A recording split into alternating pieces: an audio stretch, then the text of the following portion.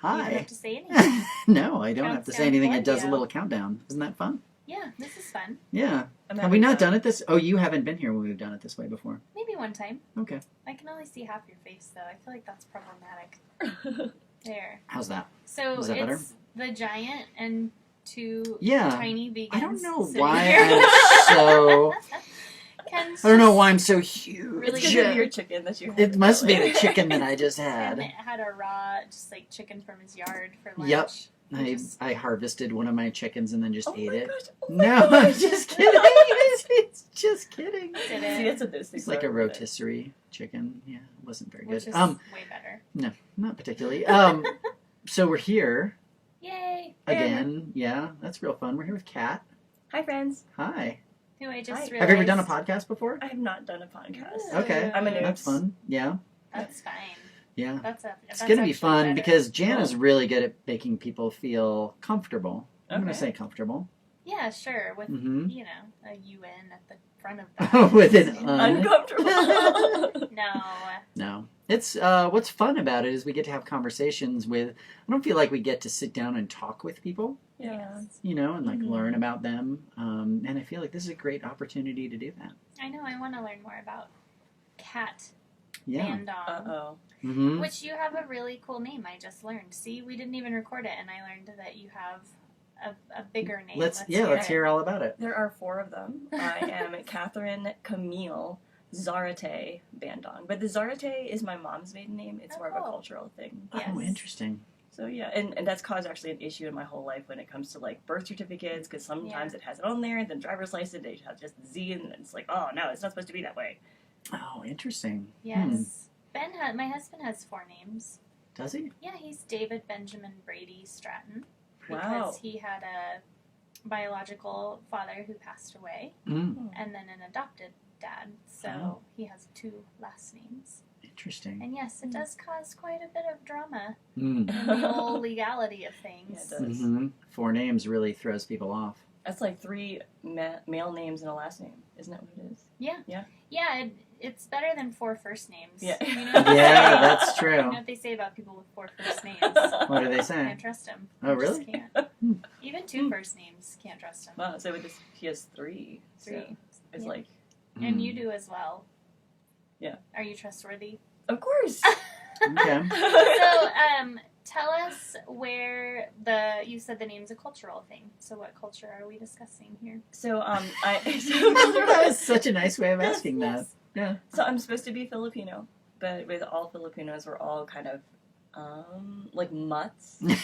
So my dad is a quarter Japanese on his mom's side, and then my mom is a quarter Spanish on her dad's side. Oh, wow. Yeah. And then when I was raised here, well, not here in Colorado, but I was raised in D.C., the outside of D.C. in Maryland. And I was like the only minority in my school for 12 years. Wow. Really? So I have a total, like, I guess I can't tell that I'm Filipino sometimes. And then I realize, oh wow, people are looking at me because I'm Filipino or something. Because Wow. because you felt like that accepted in your school, or because it just was never a thing, or Well, you know, I would say that there were times where acceptance was definitely a challenge going. I went to an all-girls school for 12 Oh, wow. years. oh, So acceptance was definitely, I mean, we can go Brene Brown all around here today Yeah, on that's that. hard. Yeah. So, interesting. So you went to? I'm assuming it was a private school. yes, I did go to an all-girls Catholic private school from Oh, first grade all the way up to 12th grade. that will Wow. definitely inform your decisions later in life. Oh, for sure. I learned Right. so much about the ways that females their different types of personalities and how they can express themselves in different ways that are both positive and negative. Yeah, That's crazy. I could see that. I That's think interesting. it's been so useful in the work world, Really? especially. Yeah, for Interesting. Do you have siblings? I do. I have a brother. He is 7 years younger than me. He is in the Navy. He Mm. is a submarine navigator. Wow. He's in Singapore. That's Wow. cool. He's super cool. Interesting. You know who else was on a submarine? Jacob. Oh, I didn't know that. Yeah, What? he was a sub guy. I have yeah. no idea. Jacob Bauer? Michael. Oh, wow. That's right. Yeah, because That's right, because he's in the military. I totally forgot. Yeah. What a Interesting. wild thing that would be. Yeah, being Underwater. for a long time. Ooh, Yeah. I don't know. I don't even like the idea of being out on the open ocean. For a Oh, long interesting. time. Yeah. I think I read too many of those books when I was a kid. What books? Like Dove and, you know, I don't know Lost and Abandoned and all the books where you get like whatever the they're fear called. of being out in Yeah, water. totally. Where they like end up, in the open ocean. I Anyway, love the open ocean. I used to scuba Yeah. dive a whole lot. Oh, There interesting. were 5 years of my life where I scuba dived probably like 5 to a dozen times a year, Oh wow, all over the world. wow, It was fun. That's amazing. that's what were cool. you doing Yeah, at that what were you time doing in at your that life? point? At that time in my life, I was not working. I had the opportunity to kind of spend as much money as I want and go wherever I want and do whatever I want anytime that I wanted. Wow, Yeah. how does that happen? Let's talk about this opportunity. Is there an application? Yeah. So What do I have to do? Where do I have to sell my soul to do that? Yeah. How does that happen? Yeah, so I guess my partner at the time, he had sold a big business, a company that actually gets a portion of profit for every credit card transaction for like running races, multi-sport races. Wow.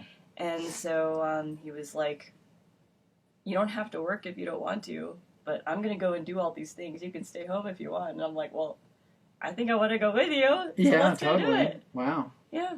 That sounds like fun. It was fun. It was definitely an experience. I've never. So I grew up being very frugal, and I mean, we definitely had money. My parents were both very well-paid nurses. Mm-hmm. You know, went to an all-girls school, so I wasn't. You know, we weren't hurting in any fashion in the financial world. But we always kind of had that feeling of like, don't spend unless you really need to, and then Mm-hmm. having the opportunity where I could just Do whatever you wanted. do whatever I wanted. It totally blew my mind, and the Mm. whole idea where money doesn't buy happiness. Yeah. 100%, and I can say that. Mm-hmm. And It because doesn't buy happiness, or it It does? does not. It sure does not. I thought you were gonna say it's crap. You're like, no, it totally doesn't. Yeah, when I moved here, I reorganized all of my clothes using the KonMari method. Yeah. You know what that is? Mhm. Yeah.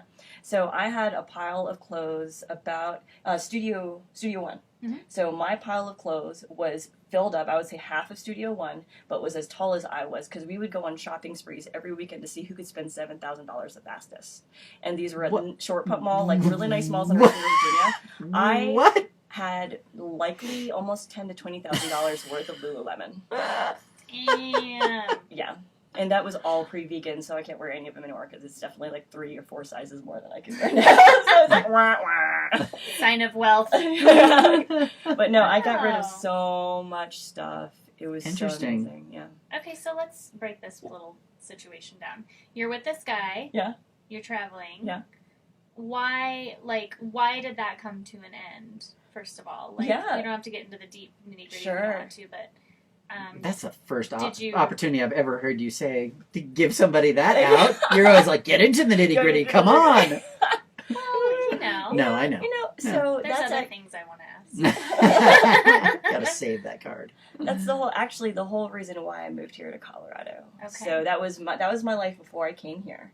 So And where were you living? in Virginia, Richmond, Okay, Virginia. cool. Yeah, so when I was there the last couple of years, well, I think it was maybe 2 or 3 years, last 2 or 3 years of the relationship, Mm-hmm. decided to go back to work, and that's when I got involved in hot yoga professionally versus just practicing it as a member there. Cool. And I helped to open up 4 hot yoga studios in Virginia, Wow. where I learned if it weren't for that experience, I Mhm. would not be where I am in this chair right Wow. now. Right on. So we went to a couples retreat at the Shambhala Mountain Center here in Oh, Colorado. interesting. Just so happened that's where we picked. Came for a couples retreat, and we learned at the couples retreat, which is a fantastic retreat. It was led by is it John and Stacy Tatkins? Hmm. You've heard? Mhm.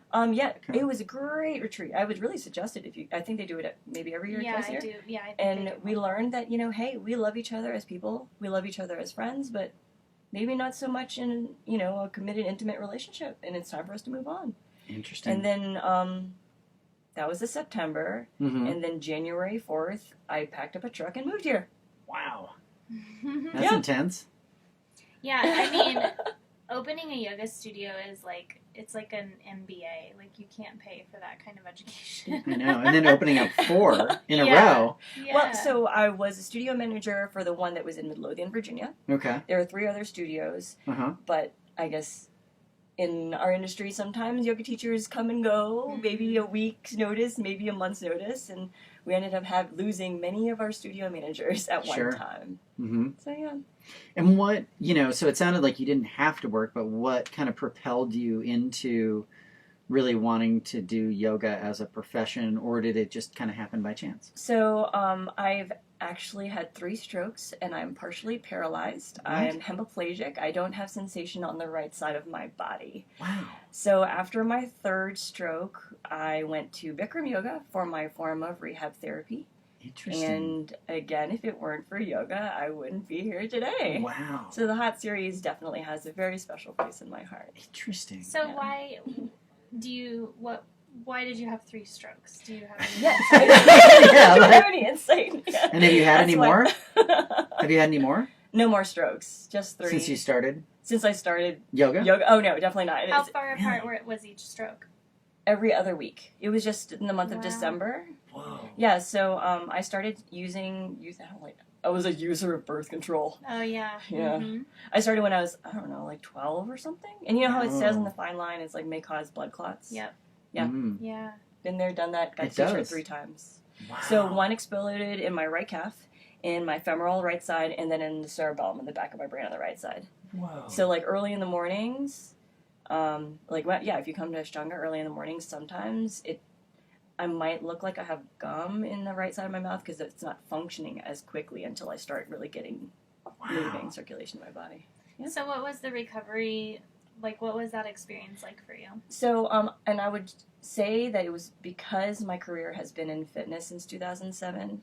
I didn't miss a day of work. I just clipped my shoe right into the bike, and I taught class the very next day.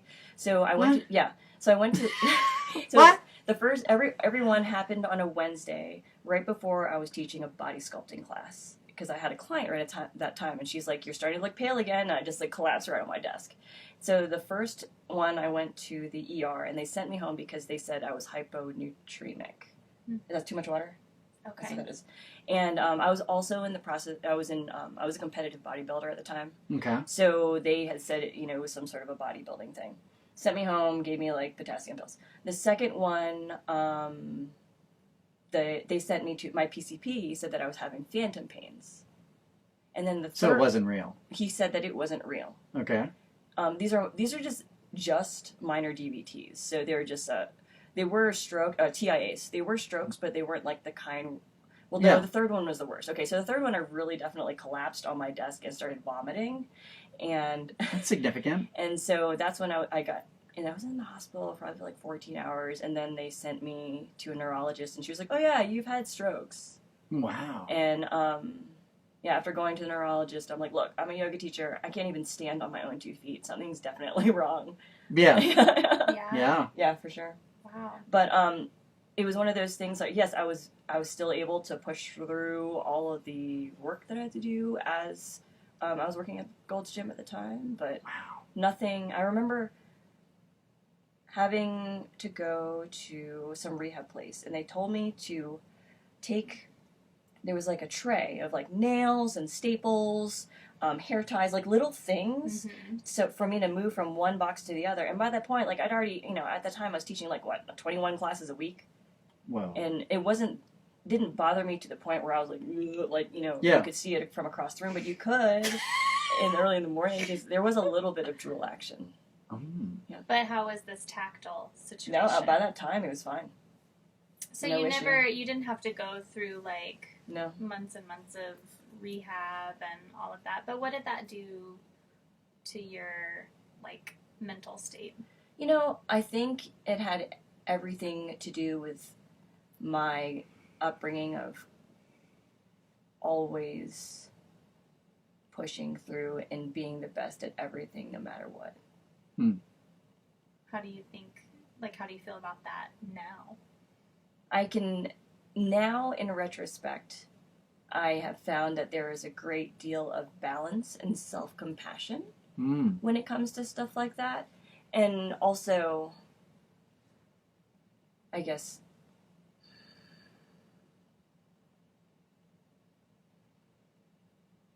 in that it's beautiful because I think about, okay, so with our students on the mat, right? It's like, oh, how many times, like, we've talked about this, and they're like, oh, I just do that cue that you said. Like, yeah, dude, I've said that in my mountain pose probably like 12 billion times a day for the past whatever years. I know I've said it in one class that you've taken with me. And you take my class every week, 3 times a week. So you've heard it. You've heard it. You're right. You definitely heard it. But it's not until your body realizes it and it's like... And is ready for it. Sure. And so I can push hard through all of the...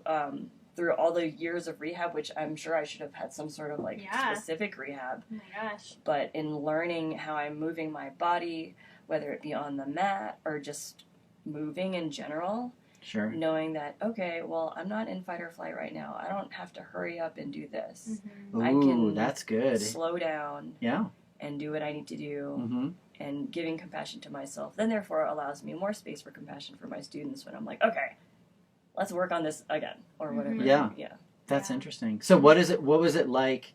So you said fight or flight, so was there a lot of, like, urgency in your household growing up, or was there a lot of, like, chaos, or was it just, like, everything, like, you just had to do everything well?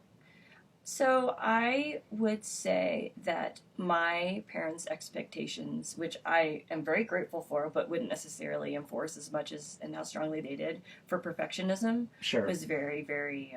It was very prominent growing up. Yeah. And being exceptionally. Like you just got to be the best at everything. Yeah. And what if you weren't?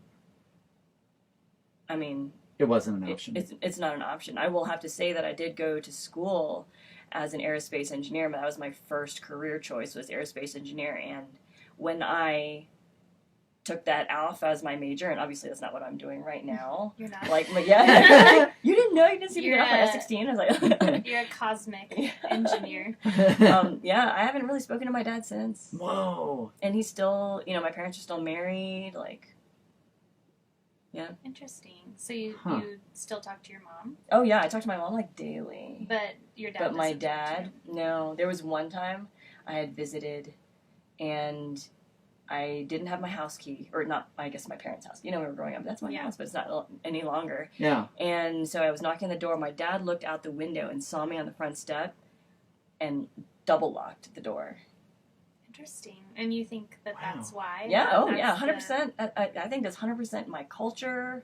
My brother, he's in the Navy. He was a double major in physics and chemistry. Like, wow. And how long ago was that? The yoga teacher. The lockout? Or just when you changed your major? That was after freshman year in college, so that would have been 2001. Yeah.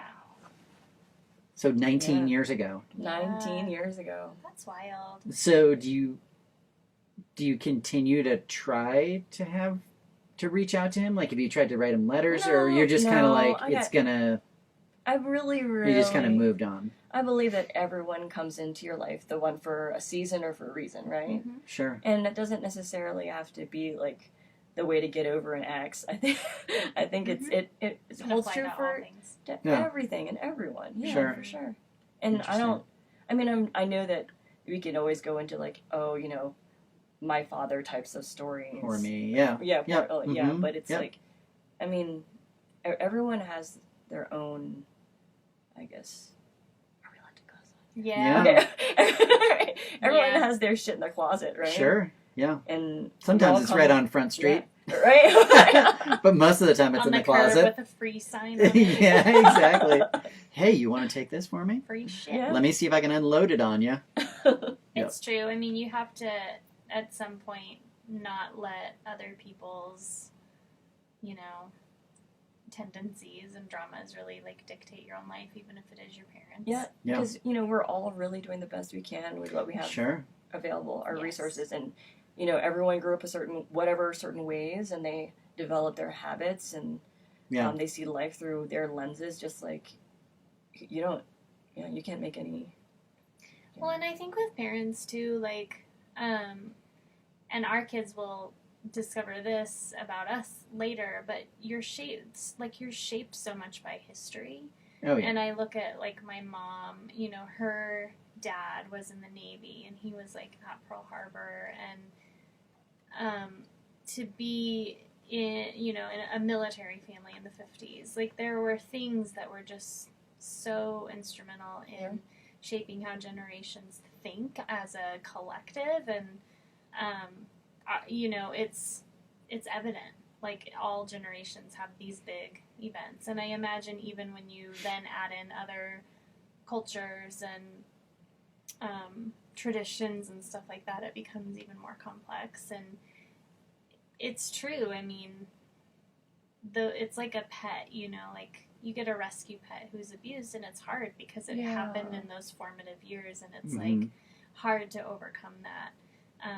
And that's what the pet knows, even though it's safe now. And it's the same, I think, for parents and grandparents. Like, that's what they know. That's how things were when they were little, and it really shapes it. So I think about that as a parent now. I'm like, okay, well, how can I not do that to my kids? Yeah. Totally. Well, then it's that whole, like, I just think about, like, I just want my kids to be happy, whatever that looks like. Yeah. Right? And I don't think that that's always been the case, right? I think that there's a piece where it's like, I know what's right for you, and this is what you should do in order to be happy, right? And I can get in that mindset really easily when it's like, with my kids or people or whatever. Like, and the reality is that I don't even know most of the time what's right for me.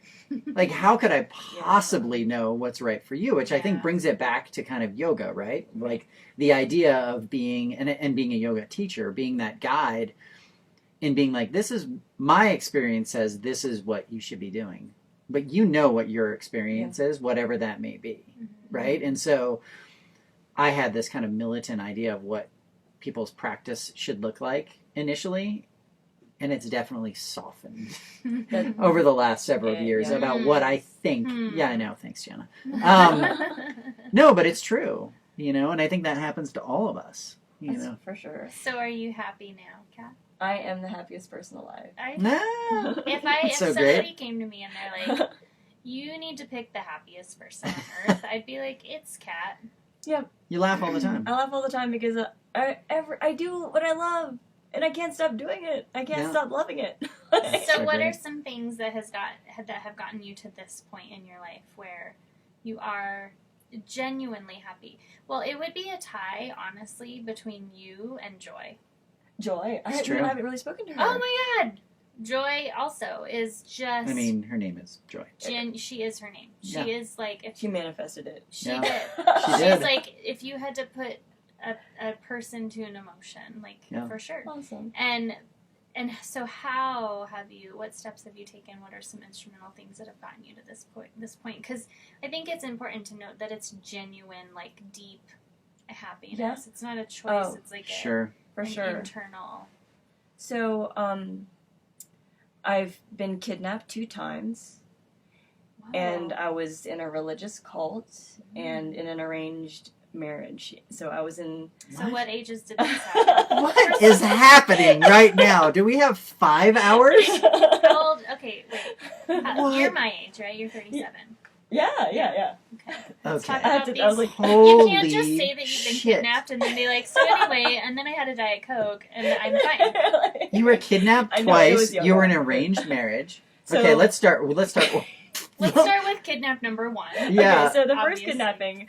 So when I was my senior year in college, I was approached by my freshman year roommate, and she had asked me if I was interested in making some extra money outside of my, at the time, current income, right? Okay. And of course, like, who isn't interested in making extra money? Yeah. So it ended up being, am I allowed to say companies?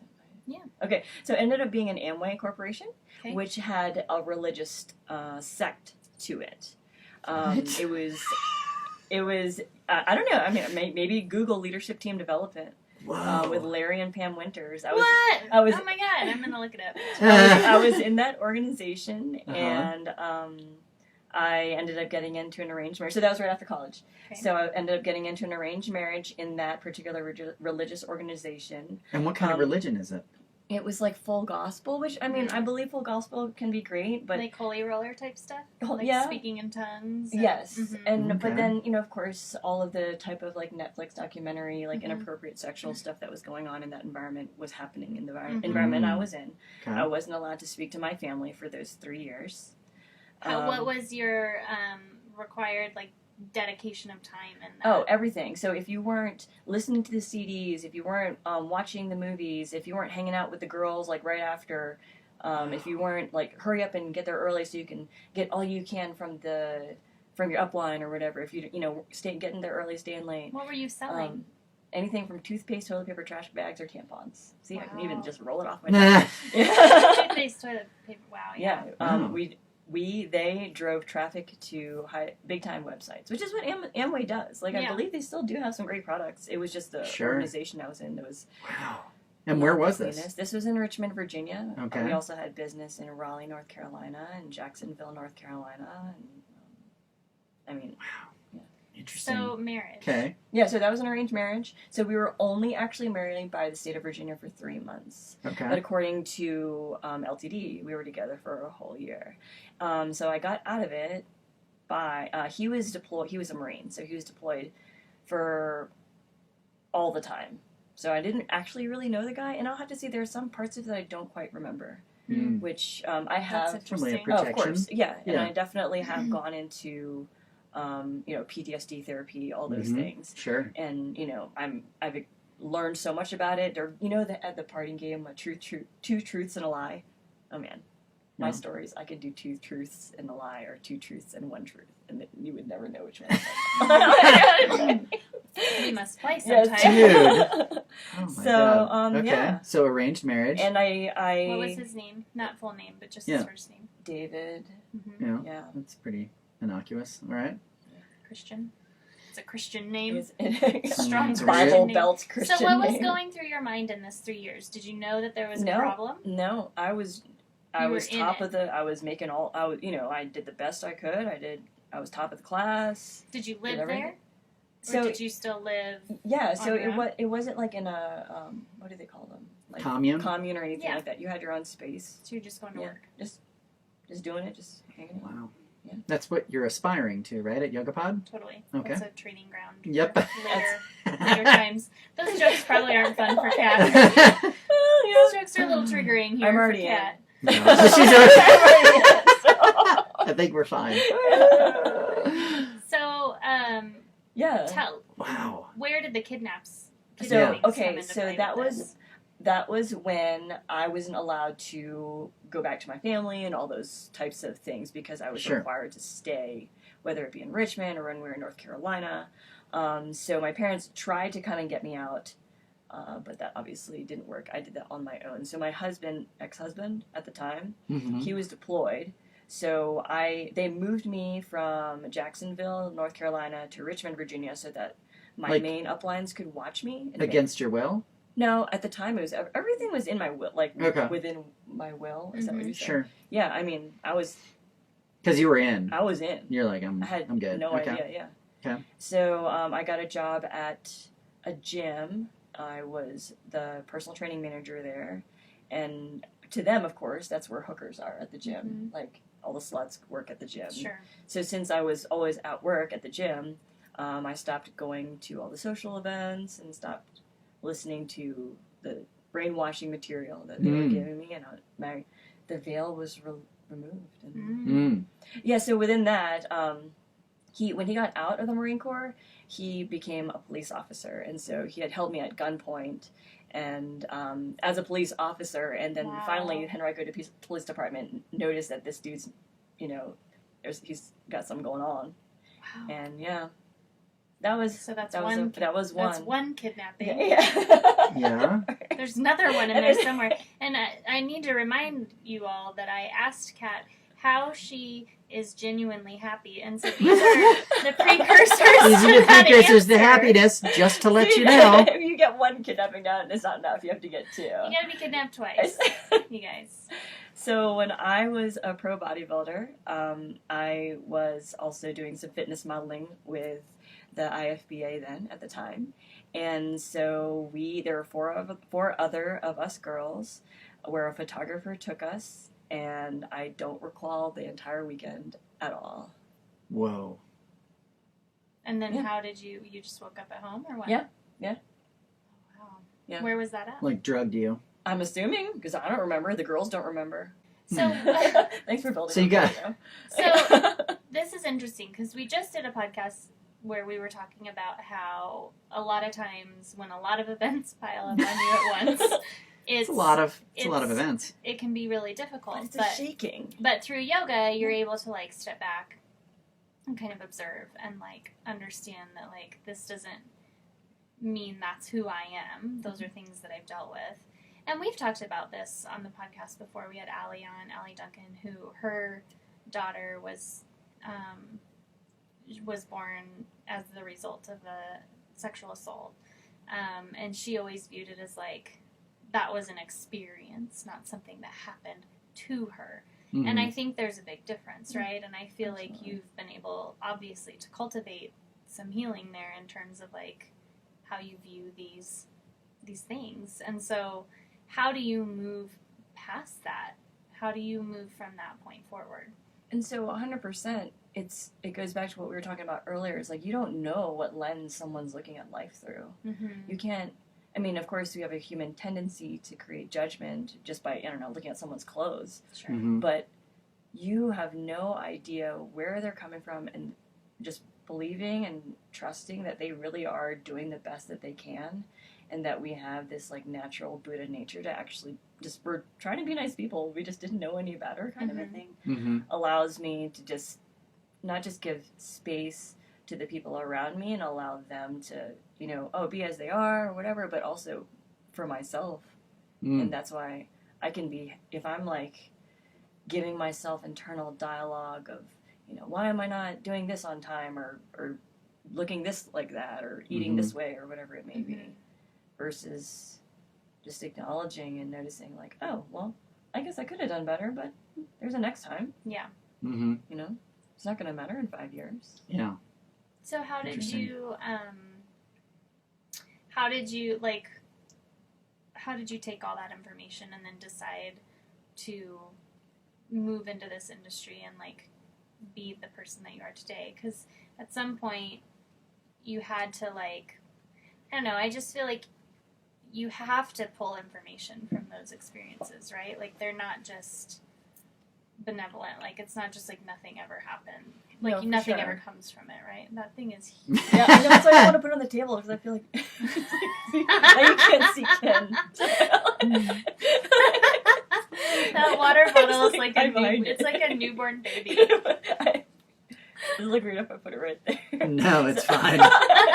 There, how's This that? is Is the that better? life of a like fitness and Is yoga that better? instructor. Is you carry your half gallon of water everywhere It's with my you. baby. Mhm. It's so big. I don't remember what the question Uh, was. I don't either. How do you It's take those huge. experiences and then turn it into what it is today? Or like, yeah, how are you, You know, here right now? So I feel like, okay, when I was a group exercise participant and not in the industry as a career, Mhm. I looked to my teachers, and I loved kickboxing. That's what brought me into the gym, and cycle classes, stuff like that. I look at the teacher and I'm like, wow, she's so fit and she's so perfect, and she has like, she goes and picks up her beautiful kids from childcare, and then she gets into a really nice car. She probably has a really nice looking husband, type of a thing, and she has like this perfect life. And You're just describing me, basically. I'm Yeah. just kidding. I'm totally kidding. so then I think, well, there's that underdog. There's got to be an underdog somewhere. Yeah. And then I'm like, well, who's defining what underdog means? When it's like, really, I think the people with all the shit, those are the real warriors. Those are the ones that are really Mhm. getting out into the field. Mhm. Those are the ones getting like dirt under their nails. Mm. But I don't, because I'm a massage therapist and I keep them clean. There's no dirt. No dirt dirt under under my those nails. nails. Metaphorical dirt. Yeah. You know? No, it's true though. I mean, we've talked about this before. Like, we had Gwen on, who's a counselor and like a therapist and stuff, and she was talking about how, and Gwen has such a fascinating story too. I love her in class. You know, like how the ones with the shit, you know, with the life experience, with the all of the things are, like you said, it's more compassion, like that ability to relate and understand and do the work. Like you have to do the work when you've got things they have to work through. Yeah. And so that's fascinating insight for sure, because I think some people would look at your story and be like, holy shit, like how do you even So have things recover? leveled off in the last few years? Oh yeah, oh my gosh. Ever since I started becoming a member at YogaPod Fort Collins, drank this water from the fountain. Right. Yeah. Uh-huh. Right. Yeah. I know, we gotta be careful about that. Yeah.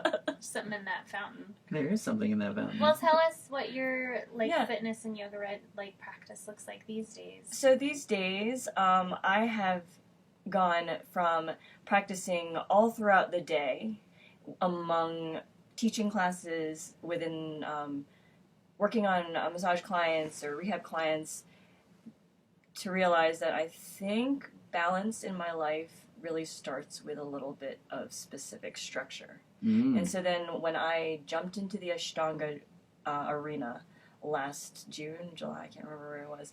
So our practice at 5:30 in the morning. So it's like, all right, well, I used to teach cycle or whatever class at 5:15, 5:30. I'm definitely actually a morning person, so I loved it.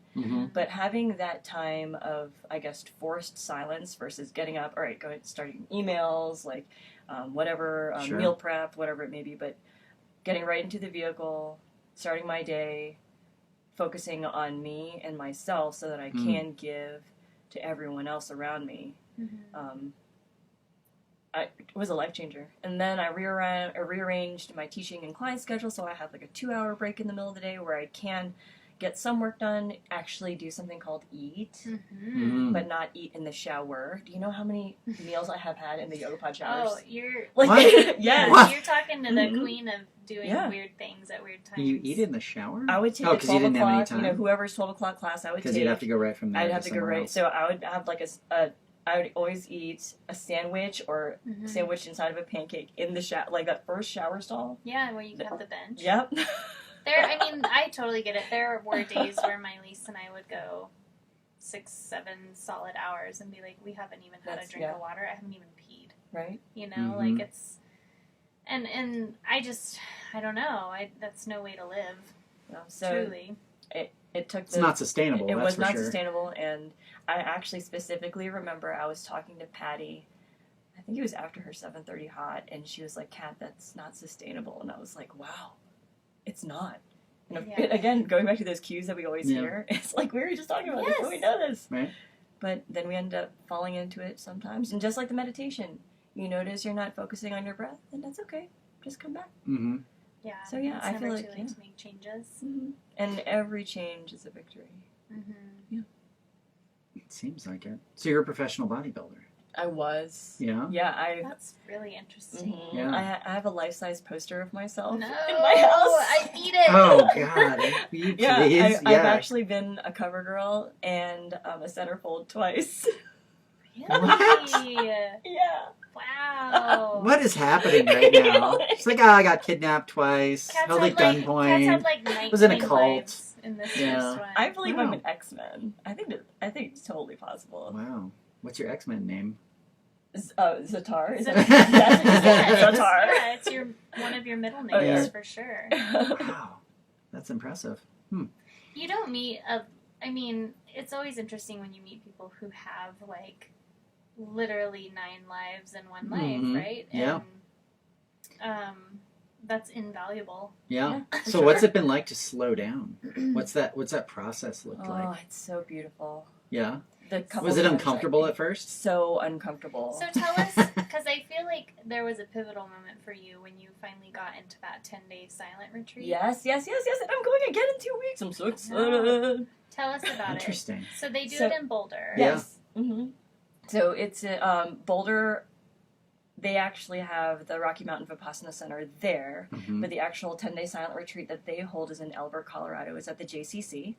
So there are a bunch of cabins, and There is like an NPR, I guess like a multi-purpose room where we have our meditation hall. So it's 10 days of silence. So that means it's about 10 hours of meditation a day. There's actually more, to be more specific, but that's like what they call it. That's what they Yeah. market They it market as. that's what advertising is. This one is really like 23. Yeah. So, Vipassana is a style of meditation that does have its roots in Buddhist practices. So, it's not at all, I mean, maybe a Buddhist would say that, yes, it is quite Buddhist, but it's not at all supporting or, enforcing any sort of, like, religious habits or practices. It's more spiritual. It's more spiritual, totally more spiritual. Okay, cool. So, and now I'm a returning grad. Mm-hmm. So I would be so that means that my food gets cut off at 2, and I got to get up earlier. It's stricter. It's stricter because they kind of Wow. ease you in because it's so difficult the first time. The first time, yeah. So I'm really excited. So this year, and hey, by the way, it's always free. Yeah. Which, I mean, when I first went, I had no idea. But of course, you have to apply. You have to apply. Yep. It's free, but they do take donations after you've graduated. I'm also this year going to be going 2 days earlier to help set up, because if I wasn't, I would be here, taking one more clients, teaching more classes, and it's like, no, I really want to, I want to ease in, turn off my mind, turn off my phone, and then also ease out. Mm-hmm. So, Yeah. And what did you pull from that? What were your realizations? So, in that particular retreat, that was 3 months after my dog of 15 years passed. I remember. Yeah, do you remember when I told you that in the studio? Oh my gosh, I'm gonna start crying.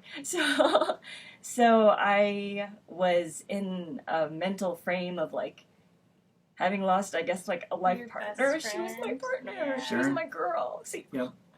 Oh, I get it, man. Pet loss is the real deal. Mm-hmm. That's the real yoga. yeah, that It is. It is. And I'd moved to Colorado. I had this, that rich life that I was living, and I, of course, I got through therapy of all those kidnappings and those kinds of the crazy stuff that happened. Of course. I mean, I got through all that stuff. Did you get that too? Yeah, whatever. Yeah. And so this is really my time to just, no phone, no, you're not allowed, you're not allowed to talk. People are like, oh yeah, so like after 5, after dinner, I'm like, no, it's called a silent retreat on purpose. No, you can't. You don't look up above the knees, and talking doesn't have to be by the mouth. Yep. Like acknowledging people. Yep. So the freedom to just, how often do people say, hi, how are you doing? But do they actually stand there and listen to how you're doing? Yeah, and do you really give them a real answer? Right? And so just the freedom of being okay with slowing down and being just being. Just being, yeah. Without having to be for this long, a timed, 30-minute session or whatever it may be. Mm-hmm. Yeah. And I know it's intense. difficult. Like, I know it's I can't even imagine. so difficult, but it almost sounds like a vacation. I mean, I remember when you went, and my niece and I were like, oh man, like, to not have to talk to people. That's Mhm. what, that's... Oh. I mean, I love people. Like, Sure. that's not what I'm trying to say, but, like, we are socially required to just Socially be required. on Right. all the time. And Sure. even at the grocery store or, wherever you might run into someone. And it's not a requirement. Yes, there is a business financial requirement, but it's more so like, I love the yogas. I love what I do. Yeah. And if someone were to see, my history and think that I'm like the most depressed or whatever, they're not going to want to learn yoga from me. They're not going to want to like receive body work from me because it doesn't seem like uplifting and it's not an uplifting environment for myself if I don't feel uplifted. Mm-hmm. I don't want to be Debbie Downer. I live by myself and with my 2 cats. Like, I don't want to be Debbie Downer as my own personal roommate. Sure. I'd be the worst roommate ever. Hey, but you pay your rent. Yeah, that's true. Yeah. So there's that. Yeah, and I mean, just I think what the space that you create probably in the mind by not speaking is really powerful. And those therapies fascinate me because, it's a meditation retreat, but it's a therapy. There is actual, okay, so the steps of grieving. They're like 4 steps. Yeah. So you actually go through those steps while you're there. Oh, I'm sure. So I remember like the first 2 days was kind of shock. It's like Mhm. what you just said. Is it okay to slow down? It's like, okay, am I not checking my phone like every Right. 5 minutes? Like, Mhm. have I not heard a bling or whatever, noise notification? And then like day 3, I think fear sets in, and I remember just crying for 3 days straight. And then once like the week starts, then you start thinking that everyone's like really hot. that chakra gets awoken. Right. Yeah. I'm like, oh, okay. And then everything else just starts settling. I remember having the most vivid dreams, and Mhm. I've been to a dream yoga retreat, learning how to work with lucid dreaming and how to move with it and use it. And I sequence my yoga classes in my dreams. Like that's that type of practicing while in a silent retreat was. I was able to go through. I mean, I don't know if I was able to clean up all of the trauma that I've been through, but I mean, the amount of vacuuming, if one you'd say like taking a magic eraser and Sure. Maybe this one you'll clean up even more. yeah. I think you said, the lucid dreaming, and it kind of made me think about, like, well, for example, so Ben and I have been on this 10-day cleanse, which is fine. We do them like maybe 4 or 5 times a year, and but I had a rough November, December, and January, if I want to let it be right. Mm-hmm. And I took Flow 3 last week, and something really interesting happened in there, and like I felt really light. I don't know, I can't explain it. And I had my hands on the mat, and I remember looking at them and being like, these are my hands, and what are they doing, and why do they feel so like firm on the mat, and just these weird sensations.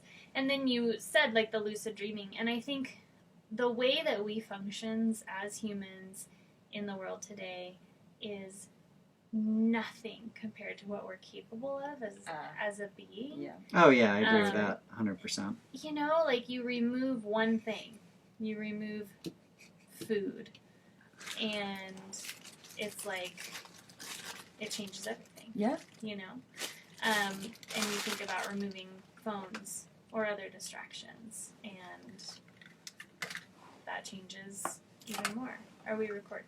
Yeah, it's recording on the On the video. computer. The audio is just not. I don't know what happened. That's all right. So yeah, and I think about those athletes that are like phenomenal, like pushing to the limits, and just the amount of focus. Yeah. And Totally. You totally can. Mm-hmm. Yeah, it's amazing that what the mind is capable of, right? Mhm. Like you think about like what you've been through or other traumas, and then the way that we adapt, right? Mhm. Adaptability of the human body is it's what we're designed to do. We are designed to adapt Mhm. Sure. to everything. That's why we sweat. That's why we shiver. Mhm. That's why we go into fight or flight, because Sure. it's a way to keep us safe. Yeah. Well, and I think and you start to adapt to that silence too, Mm-hmm. right? Like, and it takes away that all that outside stimulus, right? That's right. And then it's like it ends up being this reset. Mhm. Yeah. It's like you push this like hard reset, and On the nervous system. boom, you come out of it and you're different. Yeah. Forever. Well, so Aubrey Marcus. Do you know who Aubrey Marcus is? Oh yeah, you should listen to his podcast about his Yes. 6-day silent darkness Dark. retreat. In the dark. That's so Yeah. awesome. He does all I'm in. sorts of alternative therapies. Like he does Wim Mhm. Hof. He's done every like hallucinogenic or So, psychedelic. There's a place in Ooh. Crestone Mm-hmm. where you can go You and can, do really? you can do a silent darkness retreat. Oh my gosh, and I they'll would come love in and that. bring Of you course, food. it's in Crestone. And it's cheap.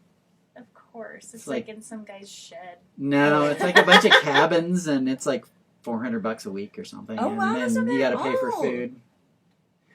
Yeah, I'm in. I'm like trying to Yeah. figure it out. I'm like, how do I go do that? So yeah. what he said was that, I mean, he's done, like I said, he's done Yeah. so many things, and he was like, I've tried every therapy possible, and he's like, nothing was as profound as Or even prepared him for that. right Yeah. as the dark and the silence for 6 days. Well, I mean, just like that's float times. Yeah. Yeah. Yeah, All the times time. 6 days, yeah. Man, I want to Other than for the- 6 days. Yeah, I was about to say. Other than the food and Then the eating, right? yeah, other than the eating Oh, and yes, drinking right. part. Yeah. Eating in the dark, though. So Weird, what's right? next for you, Kat? You're gonna go on this silent retreat.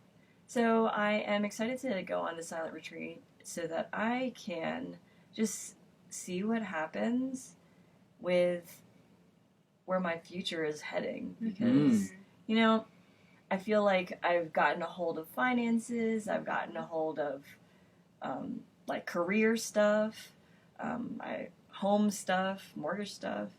I finished. I'm 99.9% finished with my taxes today. Wow, So- you're way ahead. You're way ahead of me. You're adulting so Super. Yeah, right that is now. impressive. Hardcore. And so you want, so what's So I want to what's know next? where is the universe? Where is really my dharma? Right. So if my dharma is to serve, Mhm. I just love to say. I Oh, you love. gotta say it I like love that. our words, man. Yeah. Mhm. Am I still on the path towards it? Mm. Because there are some areas on my path right now where I feel like some light is being shed. Mm. And I'm like, okay, well, I have a tendency to, like, when I want something, I'm like, all right, I'm getting it right now. Or if I need to change something, I'm very self-motivated. I don't, like, veganism, all right, cool, January 1st, got it. No need to for me to be like, oh, hoo-ha. So, I don't... Not gonna tiptoe Right. through the tulips. I with it. don't want to necessarily readjust my path super quick. Yeah. I want to find out, like, okay, is this where, you know, where I'm supposed to be? Am I really truly happy here, or am I codependently serving? Mhm. Yeah. Yeah, because you get so much out of it. Yeah. Mhm. Mhm. We just Interesting. talked about that too. Yeah. Yeah, Really. that's fascinating stuff. I mean, and stuff that I'm gonna say 99% of the population doesn't think about.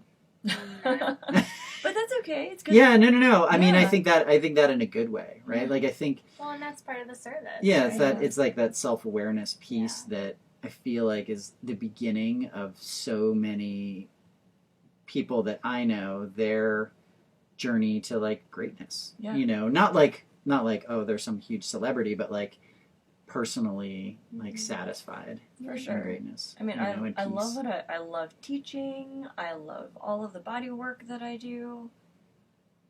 So So tell people where they can find you. Yeah, I feel like we could do this for another hour, but I know. we've got some places I have we got to be. babies to pick Yeah. up.